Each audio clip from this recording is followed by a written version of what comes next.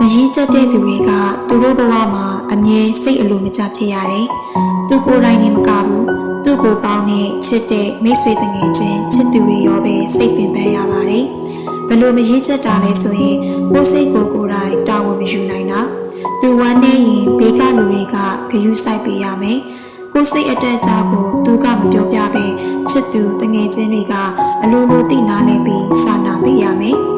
သူခံစားချက်ကိုဦးစားပေးနေရမယ်လို့ထင်နေတတ်တယ်။မမျော်လင့်နဲ့ကိုယ်တိုင်ရောဘေးကလူပါစိတ်ပင်ပန်းရတယ်။လူတွေဟာသူတို့ပြဿနာနဲ့သူတို့ကိုယ့်အရေးကိစ္စတွေတောင်ဖြေရှင်းရင်တိုင်ပတ်နေကြတာ။ချစ်လို့ခင်လို့တခုတည်းနဲ့သူများစိတ်ကိုပါလိုက်နာလည်းမပေးနိုင်ဘူး။အားပြီးအချိန်တွေပိုနေရင်တော့တမျိုးပေါ့။လူအများစုကလည်းသူ့အလုံးနဲ့သူရှုံနေကြတာပဲလေ။ကိုယ်ဘေးကလူတွေဆိုတာကိုယ့်ကိုအမြဲနားလည်ပေးဖို့ကိုယ့်ကိုပြောအောင်ထားဖို့တောင်းမရှိမနေဘူးသူတို့ဟာမျှဝေခန်းစားပေးရုံအားပေးကြရုံနဲ့တန်နိုင်မယ်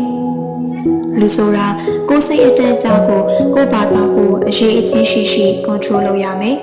ကိုယ့်ဘာသာနားလည်ပြီးပြောအောင်နေရမှာဖြစ်တယ်အဲ့ဒီကနေမှစိတ်အကြည်တက်ရတယ်အဲ့ဒီအကြည်တက်တွေကိုဘေးပတ်ဝန်းကျင်ကလူတွေစီဖြန့်ကျက်ပေးရတယ်ဒါဟာအချက်ဒါဟာမေတ္တာပဲကိုယ်တရားမှနာတဲ့ကိုယ်ခံစားချက်ကိုမဆောက်ခွဲနေရင်ချစ်တာမဟုတ်ဘူးအတ္တလို့ခေါ်တယ်အရွယ်ရောက်ပြီးသားလူတစ်ယောက်ဟာကိုအပြည့်အဝတာဝန်ယူနိုင်ရတယ်မဟုတ်ရင်ကိုယ်ပဲဝန်နေရမယ်လူတွေဟာကိုယ်လန်းကိုရှောက်ကိုယ်အလုပ်ကိုလုပ်နေရင်မှတစုံတစ်ယောက်က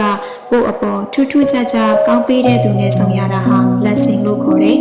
အဲ့ဒါဟာတခြားသူစီကမျှော်လင့်ပြီးတောက်ခံနေရတာမဟုတ်ဘူးအတိတ်ကံကြောင့်ရတယ်အဓိကက